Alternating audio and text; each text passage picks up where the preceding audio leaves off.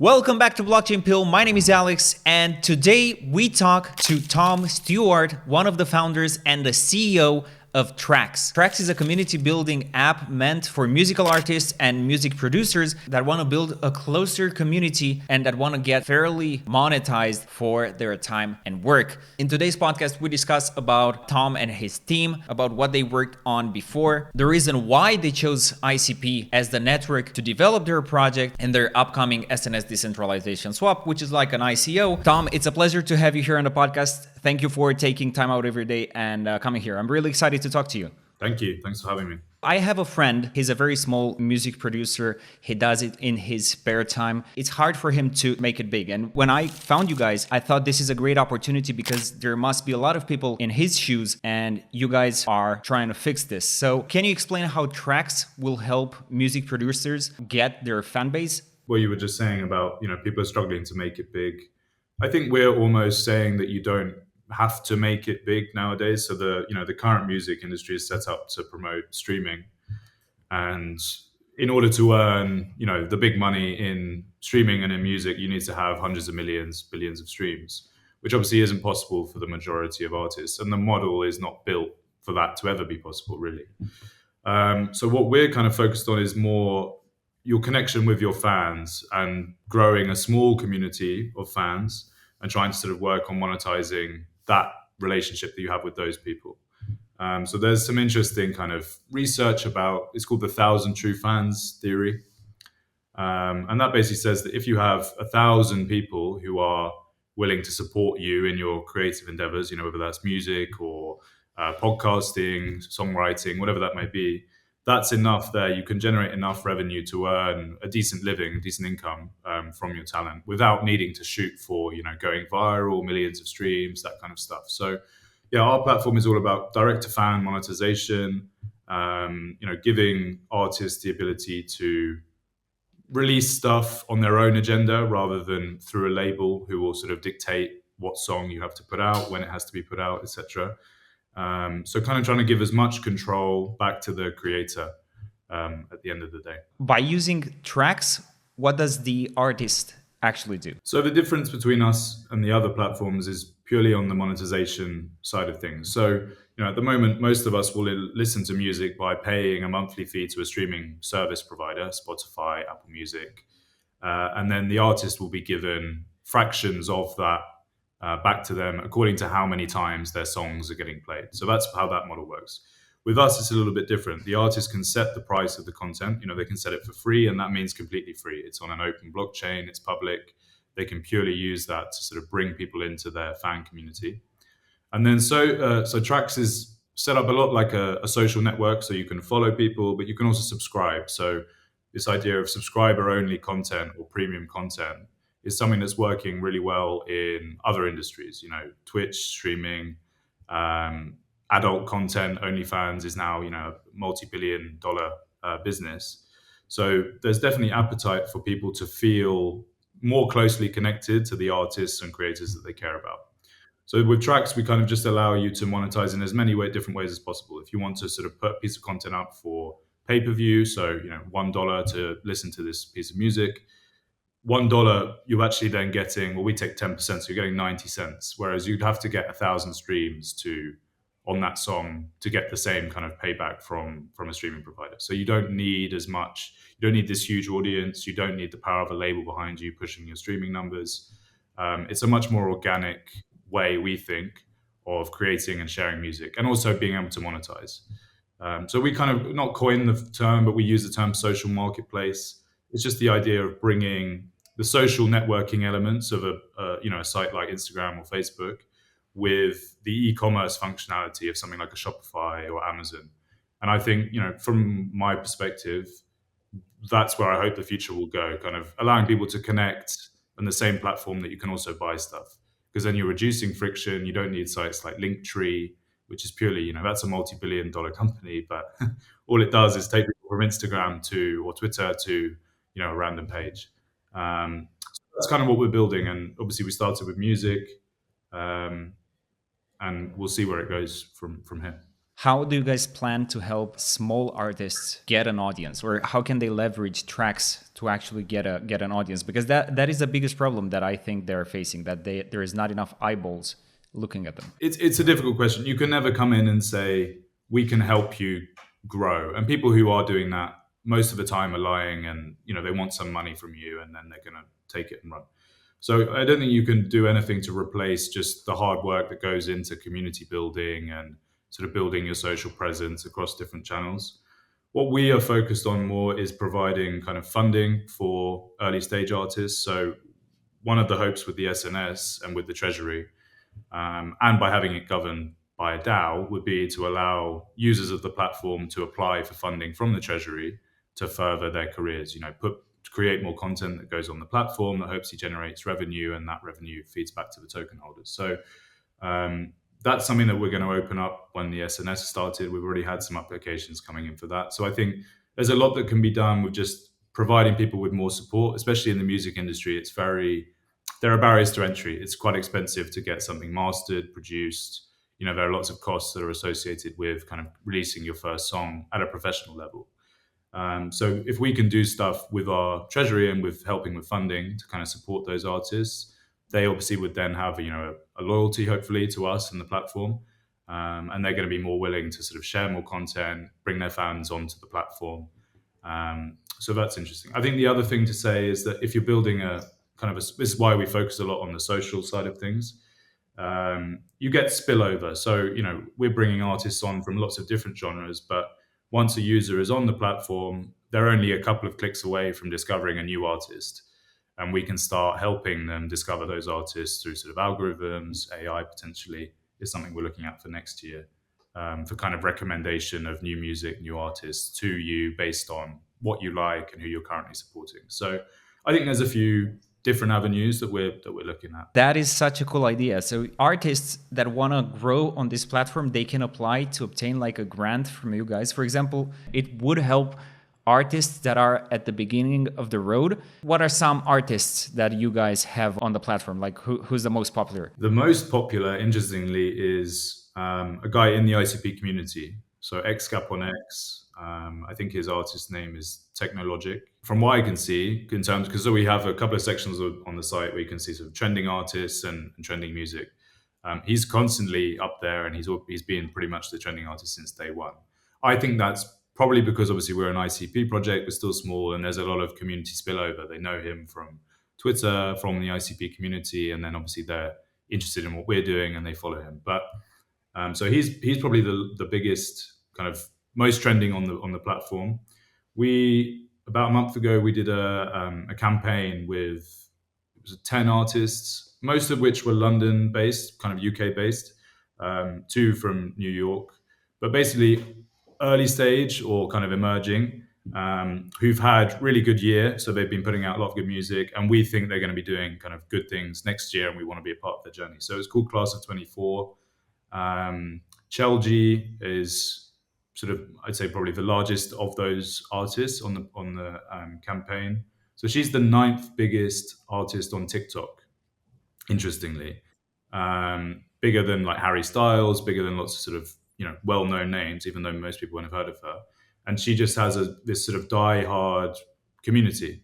And she does a lot of work on TikTok, sort of with live streams and community interaction. Her website actually is just sort of like a post board for all of her fans to come and write sort of stuff, things that they're struggling with, that sort of stuff. So we're going to be launching sort of her promotion around that campaign probably in the next week or so. So I'm interested to see, how much of her huge TikTok audience, because I think she's got over a couple of million followers, translate to TRAX.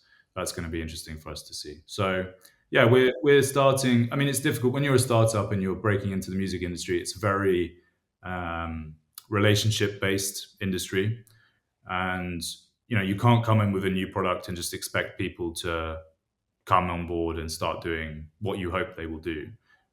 You have to build a track record. You have to sort of work on building rapport and relationships with managers, artists, labels. But we're confident that over the course of the next 2 years, with an SNS treasury behind us, it should be not easy, but we should be in a good place to sort of start onboarding some household names, hopefully.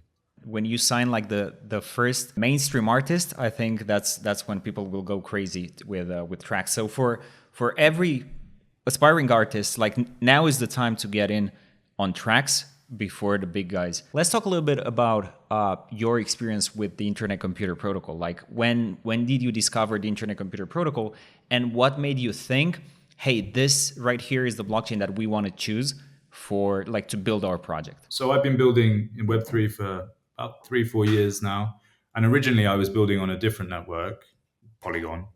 But one of the co-founders from my previous startup, who's Luke, who runs Funded, I think you had a podcast with him.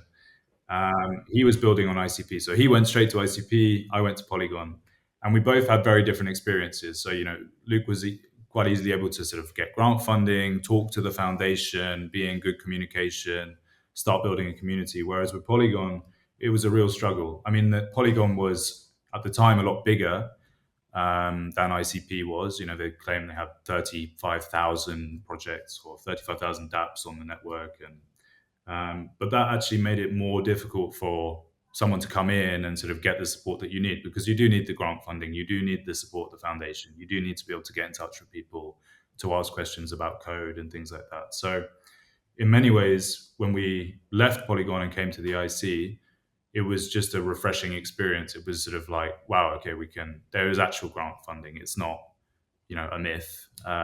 These are real people. We can talk to them. We can get on calls if we have questions about issues we're having when we're, writing a smart contract or something. You can actually talk to people. So it was a nice experience, I would say, moving from Polygon to the IC. And then why we moved was we were building a DeFi project on Polygon, and sort of it was at the time that the crash was, so it was the worst time to be trying to do a new DeFi thing. And so we kind of moved network mainly because we wanted to do something different.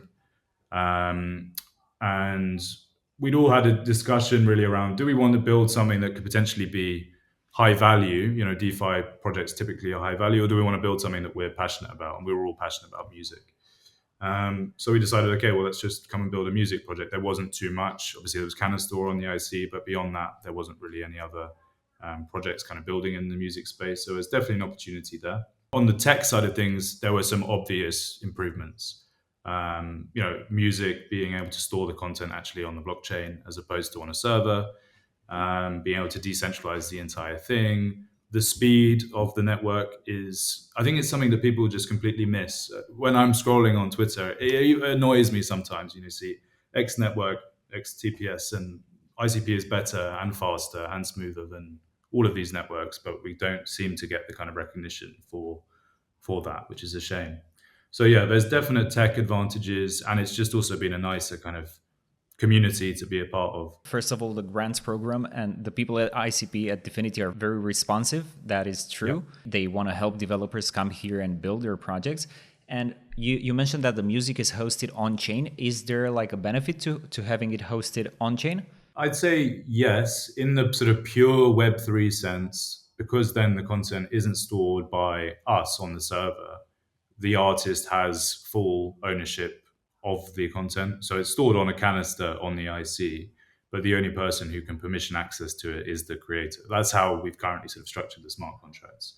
So yeah, from a sort of pure like sovereignty of your content point of view, there's definite benefits. I'd say there's still, some downsides actually to storing it on chain. Speed, for example, and with larger file sizes. So if you imagine, a song is okay because typically songs are actually quite small in terms of file size. But for sort of longer form music videos, documentaries, the process of chunking that content, uploading it to the IC, and then whenever anyone's streaming it, you have to do the same process but in reverse. That can cause some speed issues. But actually, we're finding it's getting a lot better.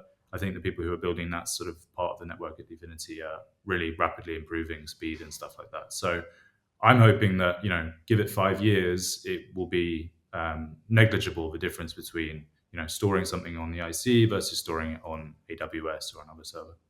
What are some of the features that you are currently working on at TRAX? So a lot of the work we've done over the last 2-3 months has been decentralizing the majority of the application. So front end, content storage, all of the sort of user engagement, user profile data, all of that kind of stuff. So that took a lot of work because we already had sort of a functional version of application that worked off chain. So converting that entire app to something that runs on the IC, that's taken a long time. So we've got there now. Actually, just this morning, I put up the forum post with sort of links to all the smart contracts. If people are interested, you can go and check it out. Link to the front end as well that we run. So soon there'll be a canister link and you can see everything running on chain, which is obviously really cool. In terms of updates, yeah, we're working on music NFTs at the moment. It's going well. I think what we want to do is something slightly different than traditional music NFTs. So we're going to play around with how people do pricing. We've come up with something called like dynamic pricing, where if you're the first mint, it would be free, and then the price incrementally increases the more people mint it. So you're kind of building FOMO into the minting process. So we're interested to see what the effect of that is. So, there's this idea that the NFT, you're supporting, or the NFT rewards early supporters. But at the moment, if everybody's minting at the same price and loads of people mint prior to that, or X amount of collections held by developers, you're not really supporting the people who mint first. So we wanted to take that sort of rule and try and build it into the product that we're actually doing. So that'll be interesting. I'm hoping to launch that. It'll probably be January. We were hoping to get it out this year, but the sort of decentralizing for the SNS took precedent. Beyond that, mobile application is sort of the priority for next year. Lots of the community have been requesting it, and it's something that we all want to build. It's just going to take some time for us to sort of get, an early version of the mobile app up. I'm hoping for sort of March next year for sort of a V1 of the mobile app, and then we'll see how we go from there. It'll be interesting to see as well how the mobile application then reacts with the fact that we're running the entire application on the IC. There are some obvious drawbacks like App Store rules, and obviously with our model, we take 10%, the artist gets 90%.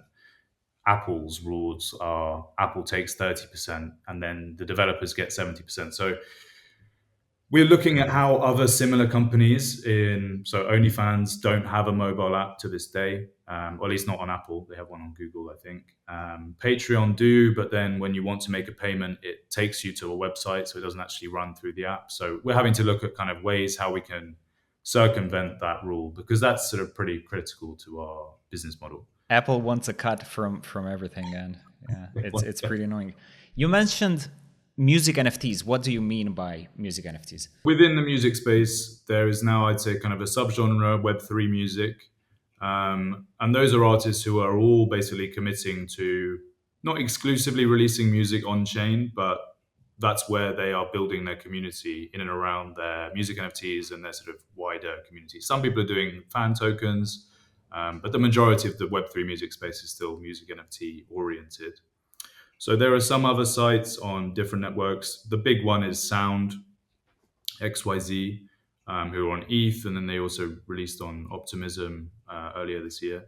So the idea is very similar to a normal NFT collection, but rather than it being a digital file, a piece of artwork like Bored Ape, it's a song. So you can basically mint the song, and then you have ownership over the song.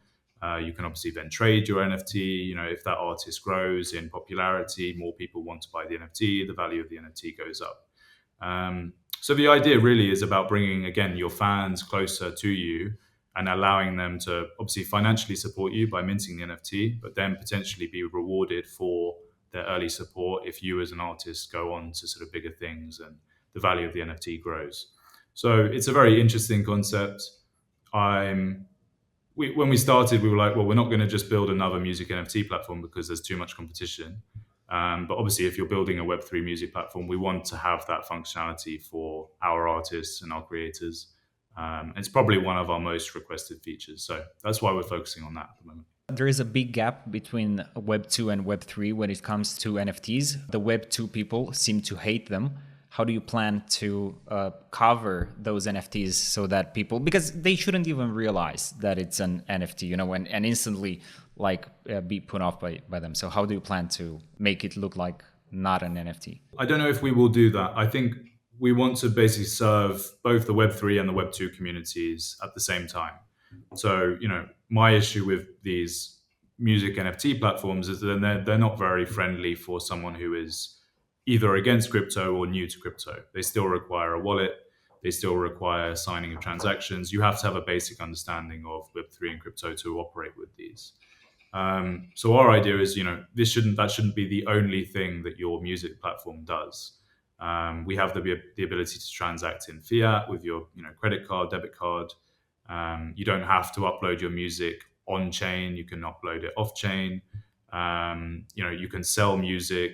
You can have subscriptions. You can sell merchandise. You can sell tickets. There are lots of ways that artists can monetize from their sort of community and from their creativity.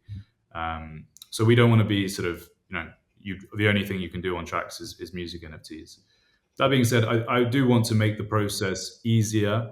I think there's a lot of advantages to building on the IC that for an NFT platform that hopefully we can showcase, this kind of gas-free way of operating where as the user, you're not having to pay gas fees. You don't necessarily have to sign a transaction with a service like Internet Identity or NFID. You don't need even a wallet. You can create the wallet in the process of someone signing up and then verify transactions through Touch ID or whatever it might be. So I think that's a huge advantage that we're gonna have. I want to talk about you a little bit and what's your experience, what do you do at TRAX, and what have you worked on before starting TRAX? My background is on the sort of product side. Like I said at the start, so when I left uni, or in my final year, actually, we started a fintech app, a few of us. Luke was one of them. So he's the founder of Funded. And we worked on that for a couple of years. It wasn't in the Web3 space. It was a sort of fintech B2C app. And then we were fortunate enough to sell that a couple of years ago, or I think it was 3.5 years ago now. Longer it goes faster than you look back and you're like, wow, it's actually been 3.5 years. So then obviously we, had a bit of downtime, but we're still young and we were sort of like, well, what's next? And it was around the time, that's actually really when I first kind of discovered crypto. So I wasn't one of these people who was into it in 2017, 2014. And started looking, like I said, started building a few different projects.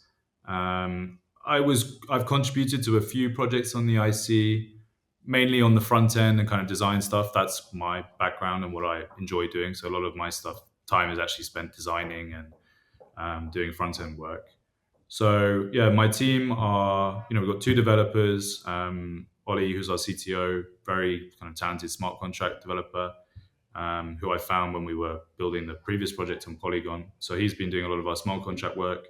Christian, who's our lead developer, he's very experienced. I mean, he's a lot older than us, been around the block in terms of sort of Web 2 and in Web 3, worked on quite a few big projects. And then we found him again when we were building the last one on Polygon. So that's on the dev side. On the sort of growth side, we've got Henry, who's our COO. Again, what basically kind of brought the team from Polygon. So Henry's got a background in kind of copywriting and that kind of the side of the business. So a lot of the stuff that you write or you read, our white paper, all those kind of things he writes. And then we've got a couple of music industry people, which has really helped, in terms of having conversations with artists, growing our network, starting to establish good relationships with labels, managers, and things like that. So we're still quite a small team. I'm a startup person, so I like it being small. I like it being close-knit. I like us being in the office together. Especially in the early stages of a company, I think it's super important. I remember when I was talking to Luke for the first time, he told the story about when he started with somebody else at that time, which turns out to be you, like this fintech company. And now I'm meeting you, and this is like full circle. It's super cool. Like such a small world. There is a lot of builders on ICP that are located in London. So it's pretty interesting. Like you guys have your own hub there. Is there an ICP hub in London? Do you know? Yeah, a guy called Nick Myers reached out on Twitter a couple of weeks ago. I think he's working with the foundation on setting one up. It's I mean, like we should have had one for a while because I think the Open Chat guys are based either in London or around London. Obviously, Barry's London based. I think there are a few others. Poke Studio. I'm not sure if he's in London. Open FPL DAO, which popped up recently. He seems to be in and around London. So yeah, there's definitely a kind of community hub of builders growing, I would say, around here, which is great. I'm hoping that they can sort out the ICP London or whatever it will be called, and then maybe we can start doing events, meetups, workshops. We've got a job to do as well as builders to sort of grow awareness of the network, bring other developers in. So I'm hoping this next year we'll have a proper maybe events and stuff going on. There should be for sure a hub in England. And I was actually thinking there should be a hub. I'm located in Romania, and there should be a hub in Romania as well. Like there are quite a few projects here as well. Like we have District, there is like Unfold VR, and there's a few others. You mentioned that one of the reasons for coming to the Internet Computer Protocol is the fact that it allows us to decentralize our apps. People usually do it via a tool on the Internet Computer Protocol called the SNS. Can you give our viewers more details about what an SNS is? Then we'll talk about your upcoming decentralization swap. Yeah, so the SNS, as you said, Service Network System, the principle behind it is about handing over control of that application or project that you've been building to the community that supported you in building the project. So we've been growing our community over the last year and a bit. We did a funded round quite early on to raise funds to get to this point.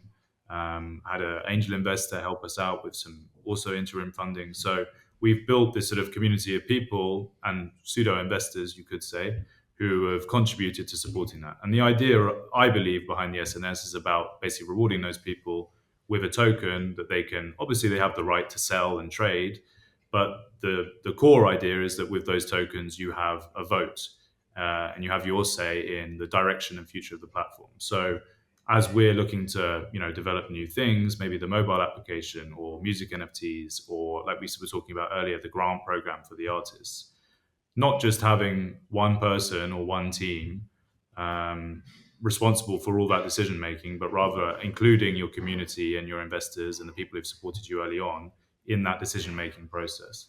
So I think it's really just about decentralizing and democratizing the governance of the platform, which is kind of what it says on the website, but that is a very good and accurate description of what it is. So the way it will work for people who don't know is there'll be a proposal first to the NNS, which is sort of the SNS of ICP, the mothership SNS, I call it. And that's where people will be able to vote on whether or not we should be allowed to do one of these things.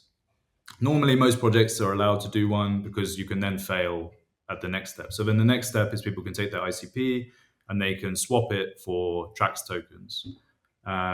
There's a minimum target, maximum target, and hopefully you hit the minimum. If you don't, everyone gets their ICP back. And then when that's formed, then obviously the DAO, the newly formed TRAX DAO, will have this treasury of for us it will be 51% of all of the TRAX tokens. So there'll be a bunch of TRAX tokens, and then all the ICP that was contributed by the community. And then those funds will be used to support us, the people who are building it, support growth of the platform, pay for, if we want to do onboarding of new artists, paying for those, grant program, things like that. So that treasury can be used to grow the platform and hopefully turn it into something that's profit generating, revenue generating, and then we can distribute that back to the token holders. So that's the idea. In my head, it's very similar to actually how companies work in the real world. You still get investors, you have shares, but the idea is rather than having all bits of paper and agreements that no one read, and then you have to go to court, it's actually automatic, and it's a much more kind of future-proof way of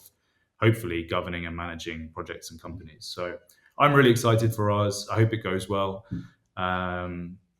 But yeah, we're excited for the process. It is actually such a cool thing. So you can have a company, you decentralize it through the SNS, and then everybody who's a fan of the platform and who's an investor in the platform, they have a say in what's going to happen with the platform. And actually, recently, OpenChat, I think they wanted to do a mobile app, and the people decided, no, we don't want a mobile app for that, and they rejected the proposal. So it's a double-edged sword, but the community actually has power to decide what's going to happen with the company itself. You mentioned that 51% of the total TRAX tokens will be in the treasury, but those 51% will not count as voting power, right? Not early on. So the idea is over time, and we're looking at how we're going to actually do this. What I'm passionate about doing is, lots of I don't want to name any names, but certain projects have requested ICP from the community, put it in a treasury, and then taken that ICP out of the treasury, and then said, "Oh, we're going to use that ICP to fund our work," but they don't leave very much in there. It kind of defeats the purpose of the DAO. I agree. Yeah. So we don't want to have that option early on. Obviously, we'll still request, proposals for funding for us, proposals for funding for grant programs, whatever it might be. But we're not going to be removing all of the ICP from the treasury. It doesn't make sense. It defeats the entire point of the thing. But I think what's often overlooked is people then they look at the ICP, which obviously has some value, but they don't look at the fact that they also have all of these tokens in their treasury, which should be distributed so that we have a fully circulating supply of tokens over the period of we're planning on over the next couple of years to hopefully distribute those tokens. So again, for us, what we're hoping to do is obviously airdrops are one thing, but if we can build airdrop mechanisms into the platform, so as you're engaging with artists, as you're supporting an artist, you're tipping them, you're buying a piece of content, you're subscribing, you're liking, you're commenting, you're bringing activity, you're bringing fans to the platform, you get rewarded with a score. So actually already some of the artists can check on their profiles, they'll have a score. And the score is calculated by things like likes, comments, followers, subscribers, amount of content they've uploaded, all of this sort of stuff. So what we're hoping to do is actually then have the treasury distribute tokens according to people's scores, on a routine basis, on a monthly kind of basis. So they're getting rewarded all the time that they're using the application. And the people who put the most effort, energy into growing the app and bringing new people in, posting content, uploading music, are going to be rewarded with tokens, which obviously then they could sell or they could use to stake and then, govern the platform that they've been a part of early on. So it's just another, especially for a marketplace kind of startup, which is really what we are, solving that chicken and egg problem of how do we get as many supply side and demand side people, how do we get as many artists on and also get the fans on. Having the token really helps because you can incentivize early usage, you can incentivize early adoption and reward those people with it. So that's what we want to do with the treasury tokens. The rest of it is all kind of up for sale for the during the sale. If you will reward the people who are most active on the platform with the TRAX token, and they decide to sell it, how are you planning to keep the TRAX token price up? I think that you can never answer that question. We have to hope that you're building a brand that has enough power and the opportunity is there that we would be growing because we're going to launch at a fairly small market cap compared to a project like Audius, which was an early music platform that then ran up to, I think it was close to a $2 billion market cap in the bull run. So there is a huge opportunity in the right market, and because the fact that we're launching at a fairly small valuation, that I would expect the token price to grow. That's not financial advice. I can't really say that it will or won't. I don't know if it will go up or down.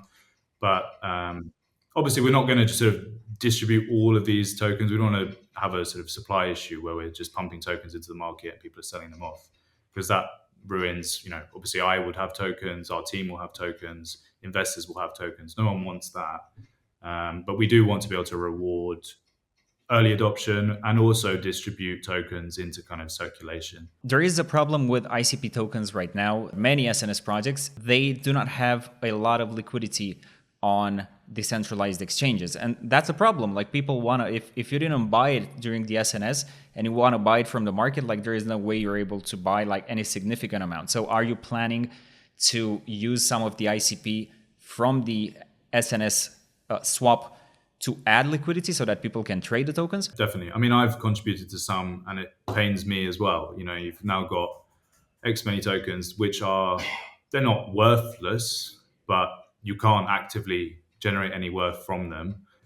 because there's no liquidity in these markets. So I don't think that's right. I don't think these projects should be basically withholding funds in the treasury rather than putting it into liquidity. Probably the community should be trying to pass proposals to the DAO to allow that, because then the community can take over that kind of decision. So yes, we will be doing proper liquidity.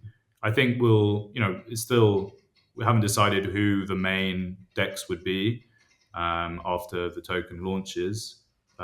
We won't pick one. We'll try to have a good representation of all of the different DEXs across the space. The other thing, I think, you can only get so far with DEX liquidity just in general. Still, liquidity across all of DEXs on IC is a fraction of what it is on other networks. So, focusing mainly on CX listings and seeing if there's interest there.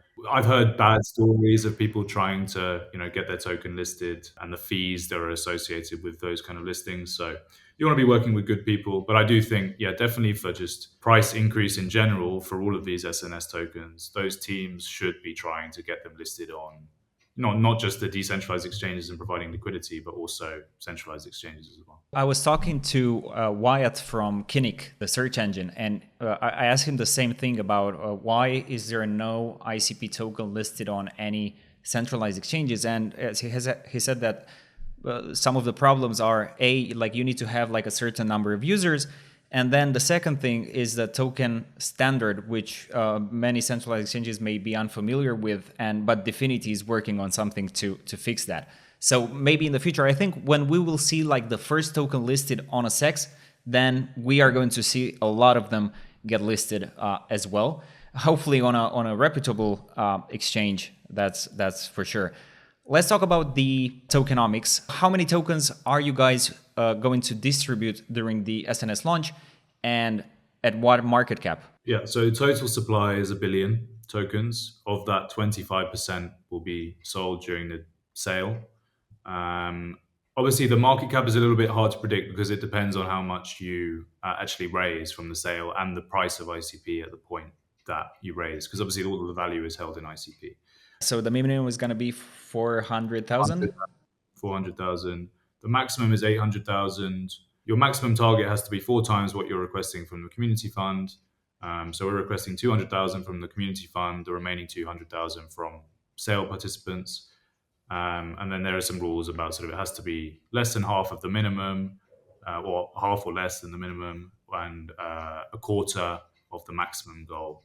So we've kind of just gone around, what we actually need or have projected that we need to cover our costs for at least the next 2.5 to 3 years, and to allow us to properly grow and scale the platform. So in the white paper, we've also put some kind of comparable seed rounds. It's one thing that not too many projects have done, but fortunately for us, the Web3 music space on other networks saw quite a lot of investment in the last sort of 18 months, 2 years. So some projects have raised huge amounts of money and not delivered very much at all. I don't think how much money you raise is a good indicator of success. I'm hoping that people can see the amount of work that's gone into our platform over the last year, the adoption that we've seen, the kind of community growth, and think, okay, well, if we do fund these guys, they're serious, they're not trying any funny business, and they've actually got a good chance of hitting the targets that they put in the white paper. So I'd invite anybody who is considering participating in the swap to have a read of the white paper. You can also reach out to us on socials if you do have any questions. I will actually tell my music producer friend to have a look at the app. Where do you recommend? So I am a music producer. I just found TRAX. What should I do? First step is create an account, which is completely free. There's no cost associated with it. Next step, connect your wallet. So decide how you want to connect to the IC in general, internet identity, NFID, plug. Do all of this next week, because that's when we're releasing all of these updates and the thing will be live on the canister. Then I would say, start playing around with uploading some content, pricing it at different values, sharing that content then with your fans, whether that's on Twitter, Instagram, let them know about it. Because I think some artists would be surprised that they think, I don't have any fans, but you do. You still have, even if it's 5 or 10, you still have those people who are, even if they're family members or friends, they want you to succeed, and they're probably happy to part with a couple of dollars to pay for your song, and you're going to use that money for, your future career or putting on a gig or whatever it is. So I'd say, yeah, start experimenting with the different features. Obviously, next year, have a play around with music NFTs. But the more that you're engaging with the platform now, the more tokens you're going to get when we start airdropping tokens next year. So now is a good time to start, engaging with the platform, posting, inviting people to come and follow you. So I definitely would encourage anyone who's listening who is a music producer, singer, songwriter, whatever it might be. Check it out. And also we want feedback. It helps us to improve the product if we can get, feature requests from people who are in the space. That helps us. When is the SNS happening? So for the people, just to be on guard. So proposal, the first one, the vote, will go up either tomorrow or Monday. Okay, so tomorrow is going to be either 24th of November or on 27th. So the proposal for you guys to start the SNS. Cool. And the actual SNS? So the proposal lasts for 3 days, that vote. And then I think immediately after that, it then triggers, kind of automatically triggers the swap. So that would be 3 days after. So either the swap would start on Tuesday or next Thursday. So that's going to be on the 28th or on the 30th. Super cool. Yeah, you guys will let everybody know on your Twitter page. Where can people reach you guys? What's the best place to get in touch with? Twitter is our main one. We never did a Discord. I think it works for some projects. It doesn't work for us. I've also had Discord for previous projects, and it can kind of get in the way of, especially early stages when you just want to be building and pushing stuff out. If you're constantly having to check Discord and reply to people on there, it's not a help. What we're actually considering is starting the sort of, once the DAO is formed, the DAO will have a group chat, which will be on Open Chat rather than on Discord. So look out for news around kind of what we're doing around the DAO. We'll do most of our stuff using ICP services because obviously that makes sense. So yeah, hopefully an Open Chat will start fairly soon. But Twitter is our main port of kind of where we share all of the information. We do have an Instagram as well, but that's more focused sort of for music and the artists and that side of things. Because obviously, Instagram's a different sort of platform. So yeah, all of our main updates, Twitter is the place to find us. And reach out. We're very active in DMs, so we'll get back to you as soon as possible. I think we have everything we need. It's been a pleasure meeting you and talking to you. Good luck with your SNS, and I will keep an eye on you guys to see how you guys are doing. And I will actually send my friend to the platform and tell him to create an account and start uploading his music. Thank you. Appreciate your time. Thanks for having me on. I hope you enjoyed my discussion with Tom. If you did, don't forget to like this video and share it with a friend. Thanks for watching, and I'll see you in the next video.